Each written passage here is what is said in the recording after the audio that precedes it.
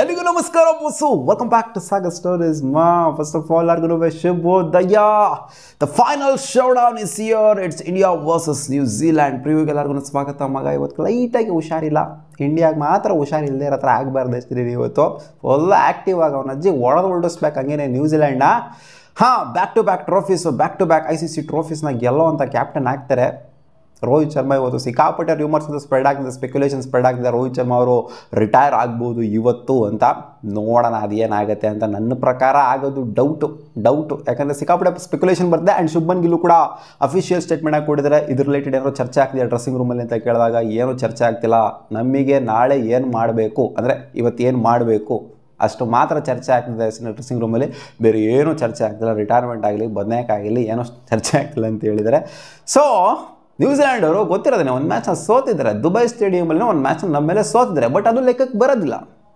ಬರೋದಿಲ್ಲ ಅದೊಂಥರ ಆಟಕ್ಕುಂಟು ಲೆಕ್ಕಕ್ಕೆ ಇಲ್ಲದಿರುವಂಥ ಮ್ಯಾಚ್ ಆಗಿತ್ತು ಹೆಂಗಿದ್ರು ಇಬ್ಬರು ಕೂಡ ಸೆಮಿಫೈನಲ್ಗೆ ಕ್ವಾಲಿಫೈ ಆಗಿದ್ರು ಆ ಮ್ಯಾಚ್ ನಥಿಂಗ್ ಟು ಲೂಸ್ ಆಗಿತ್ತು ಏನು ಬೇಕಾದರೂ ಆಗಿದ್ರು ಪ್ರಯೋಜನ ಏನೂ ಇಲ್ಲ ಅದು ಒಂಥರ ಡೆಡ್ ರಬ್ಬರ್ ಮ್ಯಾಚ್ ಆಗಿತ್ತು ಇಬ್ಬರು ಕೂಡ ಕ್ವಾಲಿಫೈ ಆಗಿದ್ದರಿಂದ ಬಟ್ ಈ ಮ್ಯಾಚೇ ಡಿಫ್ರೆಂಟ್ ಕಹಾನಿ ಹೇಳುತ್ತೆ ಮಗ 4 ಸಲ ICC ಟೂರ್ನಮೆಂಟ್ಸಲ್ಲಿ ಇಂಡಿಯಾ ವರ್ಸಸ್ ನ್ಯೂಜಿಲೆಂಡ್ ಮುಖಾಮುಖಿ ಆಗಿದ್ದಾರೆ 4 ಸಲದಲ್ಲಿ 1 ಸಲ ಮಾತ್ರ ಇಂಡಿಯಾ ಗೆದ್ದಿದೆ ಅದೇ ಲಾಸ್ಟ್ ವರ್ಲ್ಡ್ ಕಪ್ ಟೈಮು ಇನ್ನು 3 ಸಲ ಗೆದ್ದಿರೋದು ಅದೇ ಇದನ್ನು ಕೂಡ ಇನ್ಕ್ಲೂಡ್ ಮಾಡಿಕೊಂಡು WTC ಫೈನಲ್ ಕೂಡ ಇನ್ಕ್ಲೂಡ್ ಮಾಡಿಕೊಂಡು ಗೆದ್ದಿರೋದು ಇಟ್ಸ್ ನ್ಯೂಜಿಲ್ಯಾಂಡ್ 3 ಸಲ ಒಂದು ಡಾಮಿನೇಷನ್ ಅಂತೂ ಇದೆ ಅಂತ ಹೇಳಬೇಕು ICC ಟೂರ್ನಮೆಂಟ್ಸಲ್ಲಿ ನಾಕೌಟ್ ಗೇಮ್ಗಳು ಅಂತ ಬಂದಾಗ ಇವರು ನಮ್ಮ ಮೇಲೆ ಲೈಟ್ ಆಗಲ್ಲ ಜಾಸ್ತಿನೇ ಡಾಮಿನೇಟ್ ಮಾಡಿದ್ದಾರೆ ಯಾಕಂದರೆ 3-1 ಸೊ 75% 25% ಅಂತ ಹೇಳಬೇಕು ಸೊ ಅಲ್ಲಾಗಿದ್ದು ಲೆಕ್ಕ ಅಲ್ಲಾಗಿರೋ ಇವತ್ತು ಹೊಡಿಬೇಕು ಹೋಗೋರು ನೋಡಿ ಇವತ್ತು ಹೊಡೆದ್ರೆ ಲೆಕ್ಕ ಅಲ್ಲಿ ಇಂಡಿಯಾ ವರ್ಸಸ್ ನ್ಯೂಜಿಲ್ಯಾಂಡ್ ODIs ಅಲ್ಲಿ ಹೆಡ್ ಟು ಹೆಡ್ 119 ಮ್ಯಾಚ್ ಆಡ್ಬಿಟ್ಟು 61 ಮ್ಯಾಚ್ ಇಂಡಿಯಾ ಆಗಿದ್ರೆ 50 ಮ್ಯಾಚ್ನ ನ್ಯೂಜಿಲ್ಯಾಂಡ್ ಅವ್ರಿಗೆ ಇದ್ದರೆ ಸ್ವಲ್ಪ ಲೈಟಾಗಿ ಡಾಮಿನೇಷನ್ ನಮ್ಮ ಇಂಡಿಯಾ ತೋರಿಸಿದೆ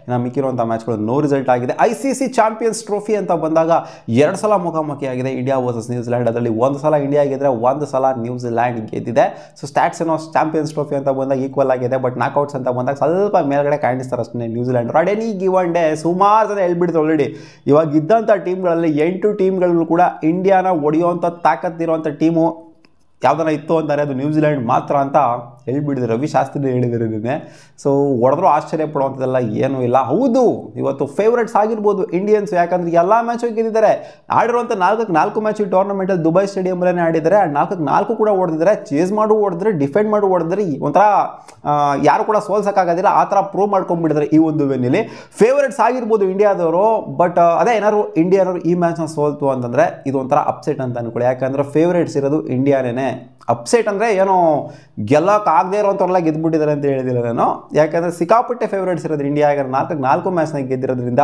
ನಮ್ಮ ಇಂಡಿಯಾದೊಂದು ಚಾಡಿ ಇದೆ ಫೈನಲ್ಸಿಗೆ ಹೋಗ್ಬಿಟ್ಟು ಸೋಲೋ ಅಂಥದ್ದು ODIs ಅಂತ ಬಂದಾಗ ಸೆಮಿಫೈನಲ್ ತಗಲಾಕೊಂಡಿದ್ದೀವಿ ಜೊತೆಗೆ ಫೈನಲ್ಲೂ ಕೂಡ ತಗಲಾಕೊಂಡಿದ್ದೀವಿ ವರ್ಲ್ಡ್ ಕಪ್ಸ್ಗಳಲ್ಲಿ ಸೊ ಇದು ಕೂಡ ಯಾಕೆ 2017 ಫೈನಲ್ಲು ನೆನಪಿಲ್ವ ಯಾರಿಗೂ ಪಾಕಿಸ್ತಾನ ಮೇಲೆ ತಗಲಾಕೊಂಡಿದ್ದು ಲೀಗ್ ಮ್ಯಾಚ್ನಾಗ ಗೆದ್ದಿದ್ವಿ ಪಾಕಿಸ್ತಾನದಲ್ಲಿ ಅಂದರೆ ಪಾಕಿಸ್ತಾನದ ಮೇಲೆ ಇಂಗ್ಲೆಂಡಲ್ಲಿ ಆಗಿದ್ದು ಪಾಕಿಸ್ತಾನದ ಮೇಲೆ ಗೆದ್ದಿದ್ವಿ ಆಮೇಲೆ ಬಂದ್ಬಿಟ್ಟು ಇಲ್ಲಿ ತಗಲಾಕೊಂಡಿವಿ ಫೈನಲ್ಸಲ್ಲಿ ಬಂದ್ಬಿಟ್ಟು ಸೋತೋಗ್ಬಿಟ್ವಿ ಸೊ ಈ ಥರ ಆಗ್ಬಾರ್ದು ನಾವು ಇಲ್ಲಿ ಗೆದ್ದಿದ್ದೀವಿ ಗ್ರೂಪ್ ಸ್ಟೇಜ್ ಮ್ಯಾಚ್ನಾಗ ಗೆದ್ದಿದ್ದೀವಿ ನ್ಯೂಜಿಲೆಂಡ್ ಮೇಲೆ ಇಲ್ಲೂ ಹೋಗ್ಬಿಟ್ಟು ಯಾರೋ ತಗಲಾಕೊಂಡ್ಬಿಡ್ತು ಅಂದರೆ 5 ಪೈಸೆ ಮರ್ಯಾದೆ ಇಲ್ದಂಗೆ ಆಗೋಗ್ಬಿಡ್ತದೆ ಇನ್ನು ಸ್ಟ್ಯಾಟ್ಸ್ ವಿಚಾರಕ್ಕೆ ಬಂತು ಅಂದರೆ ಚಾಂಪಿಯನ್ಸ್ ಟ್ರೋಫಿಯ ನಾಕೌಟ್ಸ್ ಅಂತ ಬಂದಾಗ ICC ನಾಕೌಟ್ಸ್ ಅಂತ ಬಂದಾಗ ವಿರಾಟ್ ಕೊಹ್ಲಿ ಅವರ ಸ್ಟ್ಯಾಟ್ಸ್ ಏನಿದೆ ರೀಸೆಂಟಾಗಿ ಸಿಕ್ಕಾಪಟ್ಟೆ ಜಾಸ್ತಿ ಆಗೋಗ್ಬಿಟ್ಟಿದೆ ICC T20 ವರ್ಲ್ಡ್ ಕಪ್ಸಲ್ಲಿ knockouts 244 run 8 innings Champions Trophy ಅಂತ ಬಂದಾಗ ಆವ್ರೇಜ್ ನೋಡ್ರೆ ಕಳೆದೊಯ್ತೀರ ಮಗ 5 ಇನ್ನಿಂಗ್ಸು ನಾಕೌಟ್ಸಲ್ಲಿ ಆಡಿದ್ದಾರೆ ಚಾಂಪಿಯನ್ಸ್ ಟ್ರೋಫಿಲಿ ಅದರಲ್ಲಿ ಬಂದಿರೋವಂಥದ್ದು 285 run with an average of 95.33 heavy average ಇದೆ ನಾಕೌಟ್ಸ್ ಅಂತ ಬಂದಾಗ ಯಾಕಂದರೆ ಲಾಸ್ಟ್ ಮ್ಯಾಚು ಕೂಡ ತೋರಿಸಿದ್ದಾರೆ ನಾಕೌಟ್ಸಲ್ಲಿ ಯಾವ ಥರ ಆಡ್ತಾರೆ ಅಂತ ಸೊ ಹೆವಿ ಕಣ್ಣಂತೂ ಇರುತ್ತೆ ವಿರಾಟ್ ಕೊಹ್ಲಿ ಮೇಲೆ and Shreyas Iyer last match New Zealand ಮೇಲೆ ಸಕಲಾಗಿ ಆಡಿದ್ರು ಹಾರ್ದಿಕ್ ಪಾಂಡ್ಯ ಕೂಡ ಕಡಕಾಗಿ ಆಡಿದ್ರು ಸೊ ಇವ್ರ ಮೇಲೂ ಕೂಡ ಕಣ್ಣು ಫೋಕಸ್ ಇದ್ದೇ ಇರುತ್ತೆ ರೋಹಿತ್ ಶರ್ಮಾಯಿಂದ ಯಾವುದೇ ಅಂಥ ಪುಡಾಂಗ್ ಪರ್ಫಾರ್ಮೆನ್ಸ್ ಈ ಒಂದು ಟೂರ್ನಮೆಂಟಲ್ಲಿ ಬಂದಿಲ್ಲ ನಾನು ಎಕ್ಸ್ಪೆಕ್ಟ್ ಮಾಡ್ತೀನಿ ರೋಹಿತ್ ಶರ್ಮಾ ಈ ಒಂದು ಟೂರ್ನಮೆಂಟಲ್ಲಿ ಲಾಸ್ಟ್ ಮ್ಯಾಚಲ್ಲಿ ಫೈನಲ್ಸಲ್ಲಿ ಪರ್ಫಾರ್ಮ್ ಮಾಡ್ತೋ ಅಂತಂದರೆ ಇದಕ್ಕೊಂದು ಗತ್ತು ರಿದಮು ಎಲ್ಲ ಬಂದ್ಬಿಡ್ತದೆ ಗುರು ಇವಾಗೇನು ರಿಟೈರ್ಮೆಂಟು ಅದು ಇದು ಅಂತೆಲ್ಲ ಏನೇನೋ ಮಾತಾಡ್ತಿದ್ರಲ್ಲ ಸ್ವಲ್ಪ ಜನ ಅದೆಲ್ಲನೂ ಕೂಡ ಸೆಟ್ ಮಾಡ್ದಂಗೆ ಒಂದು ಸೆಂಚುರಿನೋ ಅಥವಾ 150ನೋ 200 ಏನೋ ಒಂದು ಬರಬೇಕು ಒಂದು ಯೂತ್ ಸ್ಕೋರ್ ರೋಹಿತ್ ಶರ್ಮಾ ಅವರ ಬ್ಯಾಟಿಂದ ಎಕ್ಸ್ಪೆಕ್ಟ್ ಮಾಡ್ತಾ ಇದ್ದೀವಿ ಆ್ಯಂಡ್ ಶುಭ್ಮನ್ ಗಿಲ್ ಅವರು ಎಂದಿನಂತೆ ಫಾರ್ಮಲ್ಲೇ ಕಾಣಿಸ್ಕೊತಿದ್ದಾರೆ ಸೊ ಬ್ಯಾಟಿಂಗ್ ಬಗ್ಗೆ ಏನು ಡೌಟೇ ಇಲ್ಲ ಬೌಲಿಂಗ್ ಬಗ್ಗೆಯೂ ಕೂಡ ಡೌಟ್ ಇಲ್ಲ ಯಾಕಂದರೆ ಸಖತ್ತಾಗಿ ಆಡಿದ್ರು ಇಂಡಿಯಾದವರಂತೂ ಬೌಲಿಂಗಲ್ಲಿ ಹಂಗೆ ಸ್ಪಿನ್ ಬುಗುರಿ ಹಾಕೊಂಡು ತಿರುಗಿಸಾಡ್ತಾ ಇದ್ದಾರೆ ವರುಣ್ ಚಕ್ರವರ್ತಿ ಅವರು ಲಾಸ್ಟ್ ಟೈಮ್ 5 4 ತೆಗೆದಿದ್ರು ಆ ಕಡೆ ಮ್ಯಾಟ್ ಹೆನ್ರಿ ಅವರು ಕೂಡ 5 4ನ ತೆಗೆದಿದ್ರು ಮ್ಯಾಟ್ ಹೆನ್ರಿ ಏನೋ ಒಂದು ಸ್ವಲ್ಪ ಲೈಟಾಗಿ ನಿಗಲಾಗಿದೆ ಅಂತ ನಾವು ಕೇಳ್ಪಟ್ವಿ ಲಾಸ್ಟ್ ಮ್ಯಾಚ್ ಆಡಬೇಕಾದ್ರೆ. ಬಟ್ ಅವರು ಫಿಟ್ ಇದ್ರೋ ನೋಡೋಣ, ಫಿಟ್ ಇದ್ರೆ ಅಂತ ಕಾಣಿಸುತ್ತೆ. ಆಡ್ತಾರೆ ಇವರು. ನೀನು ಸ್ವಲ್ಪ ಅರ್ಧ ಫಿಟ್ ಇದ್ರು ಆಡೋರು, ಯಾಕೆಂತಂದರೆ 5 ವಿಕೆಟ್ ತೆಗೆದು 5 ಕ್ರೂಷಿಯಲ್ ವಿಕೆಟ್ಸ್ ಲಾಸ್ಟ್ ಮ್ಯಾಚ್ ತೆಗೆದಿದ್ದೆ, ನಿಮ್ಗೆ ಸುಮ್ಮನೆ ಕೂತ್ಕೊಂಡ್ಬಿಡ್ತು ಅಂದರೆ ನಾವು ಹೆಂಗೆ ಅಂತ ಹೇಳ್ತಾರೆ. ಖಂಡಿತ ಮ್ಯಾಟ್ ಹೆನ್ರಿ ಅವರು ಆಡ್ತಾರೆ. ಜೊತೆಗೆ ವರುಣ್ ಚಕ್ರವರ್ತಿ 5-4. ಸೊ ಇವರಂತೂ ಕ್ರೂಷಿಯಲ್ ವಿಕೆಟ್ಸ್ನ ಇದ್ದರು, ಇವರಂತೂ ಶ್ಯೂರ್ ಆಗಿ ಆಡ್ತಾರೆ. ಕುಲ್ದೀಪ್ ಯಾದವ್ ಕೂಡ ಲಾಸ್ಟ್ ಮ್ಯಾಚ್ ಎಫೆಕ್ಟಿವ್ ಆಗಿದ್ರು. ಇಲ್ಲಿ ಪಾಕಿಸ್ತಾನದ ಮೇಲೆ ಕೊಟ್ಟಂಥ ವಿಕೆಟ್ನ ಯೂಸ್ ಮಾಡ್ತಾ ಇರೋದ್ರಿಂದ ಪಾಕಿಸ್ತಾನದ ಮೇಲೆ ಕುಲ್ದೀಪ್ ಯಾದವ್ ಸಿಕ್ಕಾಪಟ್ಟೆ ಎಫೆಕ್ಟಿವ್ ಆಗಿದ್ರು. ಒಂದು ಹಾರ್ದಿಕ್ ಪಾಂಡ್ಯ ಕೂಡ ಎಫೆಕ್ಟಿವ್ ಆಗಿದ್ರು ಬೌಲಿಂಗ್ ಅಂತ ಬಂದಾಗ.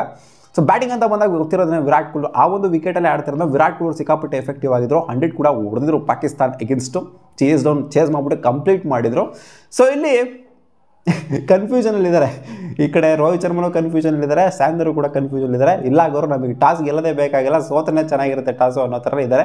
ಸೊ ಇಲ್ಲಿ ಆ್ಯಕ್ಚುಲಿ ಚೇಸ್ ಮಾಡೋದನ್ನ ಬೆಟರ್ ಆಗಿರುತ್ತೆ ಅಂತ ಹೇಳ್ತೀನಿ. ಯಾಕಂದರೆ ಅಂಡರ್ ಲೈಟ್ಸು ಬ್ಯಾಟಿಂಗ್ ಆಡೋದಕ್ಕೆ ಕಡಕ್ ಆಗಿರುತ್ತೆ ಕಂಪೇರ್ ಮಾಡ್ತು ಅಂತಂದರೆ. ಬಟ್ ICC ಟೂರ್ನಮೆಂಟ್ಸ್ ಅಂತ ಬಂದಾಗ ನ್ಯೂಜಿಲೆಂಡ್ ಅಗೇನ್ಸ್ಟ್ ನೋಡ್ತು ಅಂತಾನೆ ನಾವು ಚೇಸ್ ಮಾಡ್ಬೇಕಾದ್ರೆ ತಗ್ಲಾಕೊಂಡಿರೋದು. ಫಸ್ಟ್ ಬ್ಯಾಟಿಂಗ್ ಆಡಿದಾಗ ಇನ್ನೇನು ಆಡಿರೋದು 4 ಮ್ಯಾಚು ಆಲ್ಮೋಸ್ಟ್ ಚೇಸೇ ಮಾಡಿದ್ದೀವಿ, ಅಲ್ಲಿ ತಗ್ಲಾಕೊಂಡಿದ್ದೀವಿ, ಸೋತಿದ್ದೀವಿ. ಸೊ ಚೇಸ್ ಮಾಡೋಕ್ಕೆ ಸ್ವಲ್ಪ ಭಯ ಅಂತ ಅನ್ನಿಸ್ಬೋದು. ಏನು ಭಯಾಗಿ ಏನೂ ಇಲ್ಲ. ಆ್ಯಕ್ಚುಲಿ ಲಾಸ್ಟ್ ಮ್ಯಾಚ್ ನಾವು ಸೇಸಾನೆ ಮಾಡಿದ್ದು, ಇನ್ನು ನಾವೇ ಅಲ್ವಾ ಚೇಸ್ ಮಾಡಿದ್ದು. ಇಲ್ಲ ನಾವು ಫಸ್ಟ್ ಬ್ಯಾಟಿಂಗ್ ಆಡಿದ್ವಿ, ಅವ್ರು ಚೇಸ್ ಮಾಡೋದಕ್ಕೆ ಅಂತ ಬಂದರು. ಆಲ್ ಔಟ್ ಆದರು ಅಲ್ಲಿ 200+ ರನ್ಸ್ಗೆ.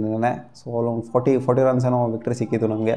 ಸೊ ಫಸ್ಟ್ ಬ್ಯಾಟಿಂಗ್ ಆಡಿದ್ರೂ ಬೆಟರ್ ಆಗಿರುತ್ತೆ, ಸೆಕೆಂಡ್ ಬ್ಯಾಟಿಂಗ್ ಆಡಿದ್ರೂ ಬೆಟರ್ ಆಗಿರುತ್ತೆ. ಇಂಡಿಯಾ ಲಾಸ್ಟ್ ಮ್ಯಾಚ್ ನಾವು ಫಸ್ಟ್ ಬ್ಯಾಟಿಂಗ್ ಆಡಿ ಗೆದ್ದಿರೋದ್ರಿಂದ ಸೊ ಕಾನ್ಫಿಡೆನ್ಸು ಆ ಕಡೆ ತೋರಿಸ್ಬೋದು ಅಂತ ಅನ್ನಿಸ್ತಾ ಇದೆ ಮಗ. ಚೇಸ್ ಮಾಡೋದಕ್ಕಿಂತ ಇಲ್ಲ ನಾವು ಫಸ್ಟ್ ಬ್ಯಾಟಿಂಗ್ ಆಗ್ಬಿಟ್ಟು ಒಂದು ಟಾರ್ಗೆಟ್ ಕೊಡ್ತೀವಿ, ಸೆಟ್ ಮಾಡ್ತೀವಿ, ನಿಮ್ಮನ್ನು ಸ್ಟ್ರಗಲ್ ಮಾಡಿಸ್ತೀವಿ ಚೇಸ್ ಮಾಡೋದಕ್ಕೆ, ನಿಮ್ಮ ಮೇಲೆ ಪ್ರೆಷರ್ ಆಗ್ತೀವಿ ಅಂತ ಯೋಚನೆ ಮಾಡ್ಬೋದು. ಯಾಕೆಂದರೆ ಲಾಸ್ಟ್ ಮ್ಯಾಚ್ ಫಸ್ಟ್ ಬ್ಯಾಟಿಂಗ್ ಆಡಿರೋದ್ರಿಂದ. ಇಲ್ಲಿ ಮೈನ್ ಕ್ರೂಷಿಯಲ್ ವಿಕೆಟ್ ಯಾವುದು ಅಂತಂದರೆ ನ್ಯೂಜಿಲ್ಯಾಂಡ್ಗೆ ಅದು ರಚಿನ್ ರವೀಂದ್ರ. ಅದು ಇಂಡಿಯಾಗೂ ಕೂಡ ಅಷ್ಟೇ ಇದು ಕ್ರೂಷಿಯಲ್ ವಿಕೆಟು. ಟಕ್ಕನಿಗೆ ಬೇಗ ಎತ್ಬಿಡ್ತು ಅಂತಂದರೆ ಆರಾಮಾಗಿ ಮ್ಯಾಚ್ ನಮ್ಗೆ ಆಲ್ಮೋಸ್ಟ್ ಒಂದು ಕಾಲು ಭಾಗ ಅರ್ಧ ಭಾಗ ಸಿಕ್ದಂಗೆ ಆಗೋಗ್ಬಿಡ್ತದೆ ರವೀಂದ್ರ ಅವ್ರ ವಿಕೆಟ್. ಅಷ್ಟು ಕ್ರೂಷಿಯಲ್. ಯಾಕಂದರೆ ಲಾಸ್ಟ್ ಮ್ಯಾಚ್ ತೋರಿಸಿದ್ದಾರೆ ಏನು ಅಂತ. ಬರೀ ಲಾಸ್ಟ್ ಮ್ಯಾಚ್ ಮಾತ್ರ ಅಂತಲ್ಲ, ICC ಟೂರ್ನಮೆಂಟ್ಸ್ ಅಂತ ಬಂದಾಗ 500ನ ಇಟ್ಕೊಂಡಿದ್ದಾರೆ. ಇವಾಗ ಬಂದಿದ್ದಾರೆ 500ನ ಇಟ್ಕೊಂಡಿದ್ದಾರೆ. ತಿಂದು ಹಾಕ್ಬಿಡ್ತಾರೆ ಇವರು ಸಿಕ್ತು ಅಂತಂದರೆ. Last match in fact third man ರೀಜನಲ್ಲಿ ಅನ್ಫಾರ್ಚುನೇಟಾಗಿ ಔಟ್ ಆಗಿದ್ದಾರೆ. ಕ್ಯಾಚ್ನ ಕಡಕಾಗಿ ಇಟ್ಕೊಂಡ್ರು ಅಕ್ಷರ್ ಪಟೇಲ್ ಅವರು. ಅದನ್ನು ಮಿಸ್ ಆಗಿತ್ತು ಅಂದರೆ ಎಲ್ಲ ತೊಗೊಂಡೋಗ್ಬಿಡ್ತೀವಿ ಆ ಮ್ಯಾಚನ್ನೇ. ರಚಿನ್ ರವೀಂದ್ರ ಅವ್ರ ವಿಕೆಟ್ ಸಿಕ್ಕಾಪಟ್ಟೆ ಕ್ರೂಷಿಯಲ್ಲು. ನೋಡೋಣ ಅದು ಯಾರು ಎತ್ತಿದ್ದಾರೆ ಹೆಂಗಿದ್ದಾರೆ ಅಂತ. ಕೇನ್ ವಿಲಿಯಮ್ಸನ್ ಕೂಡ ಲಾಸ್ಟ್ ಮ್ಯಾಚು ಕಡಕಾಗಿ ಆಡಿದ್ದಾರೆ. ಗ್ಲೆನ್ ಫಿಲಿಪ್ ಕೂಡ ಫಾರ್ಮಲ್ಲಿ ಕಾಣಿಸ್ಕೊಂತ ಇದ್ದಾರೆ. ಆ್ಯಂಡ್ ಟಾಮ್ ಲಾಥಮ್ ಅಷ್ಟೊಂದೇನು ಫಾರ್ಮಲ್ಲಿ ಕಾಣಿಸ್ಕೊಂಡಿಲ್ಲ ಲಾಸ್ಟ್ ಮ್ಯಾಚು. ಟ್ಯಾಲ್ ಮಿಚೆಲ್ ಕೂಡ ಮಸ್ತಾಗಿ ಆಡಿದ್ರೆ ಲಾಸ್ಟ್ ಮ್ಯಾಚು. ಸ್ಯಾಂಡರ್ ಅಂತೂ ಕೇಳಂಗೇ ಇಲ್ಲ. ಬೌಲಿಂಗಲ್ಲಂತೂ ಕಡಕ್ ಪರ್ಫಾರ್ಮೆನ್ಸ್ ಬರ್ತಿದೆ ಅವರಿಂದ. ಮ್ಯಾಟ್ ಹೆನ್ರಿ ಲಾಸ್ಟ್ ಮ್ಯಾಚ್ ನಮ್ಮ ಮೇಲೆ ಆಡಿದಾಗ 5 ವಿಕೆಟ್ನೇ ಎತ್ತಿದ್ದಾರೆ. ಅದೇ ಗಿರೋಕ್ ಸೊ ಒಂಥರ ನ್ಯೂಟ್ರಲ್ ಆಗಿ ಮಾಡ್ತಾರೆ. ಸೊ ನೋಡುವ ಅದು ಹೆಂಗಿರುತ್ತೆ ಅಂತ. ಇವರ ಸ್ಪಿನ್ ಅಟ್ಯಾಕ್ ವರ್ಸಸ್ ನಮ್ಮ ಸ್ಪಿನ್ ಅಟ್ಯಾಕ್ ಕಂಪೇರ್ ಮಾಡ್ತು ಅಂದರೆ ನಮ್ಮ ಸ್ಪಿನ್ ಅಟ್ಯಾಕ್ ಡಾಮಿನೇಷನ್ ಅಂತೂ ಇದ್ದಿದ್ದೇನೆ. ಅದು ಲಾಸ್ಟ್ ಮ್ಯಾಚಲ್ಲಿ ಕೂಡ ಪ್ರೂವ್ ಆಗಿದೆ. ನೋಡೋಣ ಏನಾಗುತ್ತೆ ಅಂತ. ಜಾಸ್ತಿ ಎಳೆದಾಡಿ ಉಜ್ಜಾಡಿ ಹೇಳಿ ಏನು ಪ್ರಯೋಜನ ಇಲ್ಲ.